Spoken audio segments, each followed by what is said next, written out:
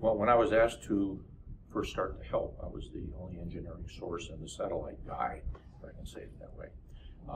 Once we got the contracts out, proposals out, and then started to get the contracts awarded, Don Thoma asked me to become the program manager to get the system developed. And so that has been my role from that point till now, to get the system developed in place, and obviously we're nearly there. So the first task we had to face when we first decided to go forward with this concept, and that means really the funding was there, and the business case was closing, and there was enough that we could start anyway. The first part, the hard part, was to really find the payload supplier that could meet this schedule and design a payload that would work on the satellite, given the size, weight, and power restrictions we had, and would perform the mission so that we would have a business. So the hardest part was the payload part, getting the acquisition packages together, and then deciding who was going to build the other parts of the system on the ground, between the operations center for the payload and the operations center for processing the messages and distributing them. So that, getting that sorted out and getting those acquisition packages out the door for bid was really the big first step once we decided we were going to pursue this. The selection process ended up, after we did we had six different candidates for the payload. The selection process picked Harrison, Florida. They have 60 years of doing signal processing in space experience.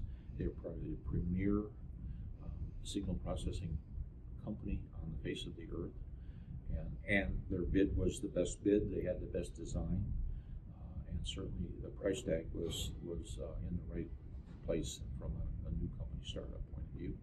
So they were selected. Aireon picked up the job of handling the payload operations, and it was embedded in the current satellite operations center over in Leesburg, and that made perfect sense because they can all talk to each other in the same room. If one thing is happening, it may affect the other, usually in space. And then for the ground segment, to process the messages that go out the door, process all the mission data that comes down from the satellite.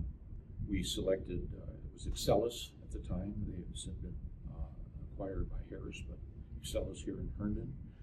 They had a lot of FAA experience, building systems for ADS-B, ground systems that process things. So we ended up selecting them, and they also had to do the bid and proposal business.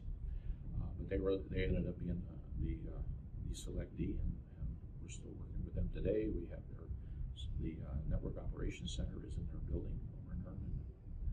That's where we've ended up. The air traffic control people and organizations will use this data to separate aircraft. They're going to actually bring them closer together than they do today because of our service. But that certainly makes it safety of life, because they're reducing the separation between aircraft because of our data. So it certainly falls in that category. The validation is coming from the fact that the service is available all the time, and that it's meeting what they call the update interval for how fast does a message come in on every aircraft. To update the radar screen, if you will, that the controllers are using. And that's the whole key for safety is you don't want to drop one, lose one, or lose a couple, and you don't know where they are. That becomes a safety hazard. So the fact that our system is reliable is extremely important, and we are demonstrating that as we go through this testing phase that we're in right now.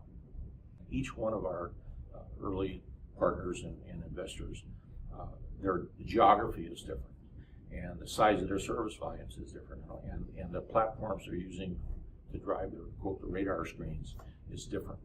And so they all have their own individual developments that they have to do. They all have their own safety regulators that they have to sell our service to get approval to use it.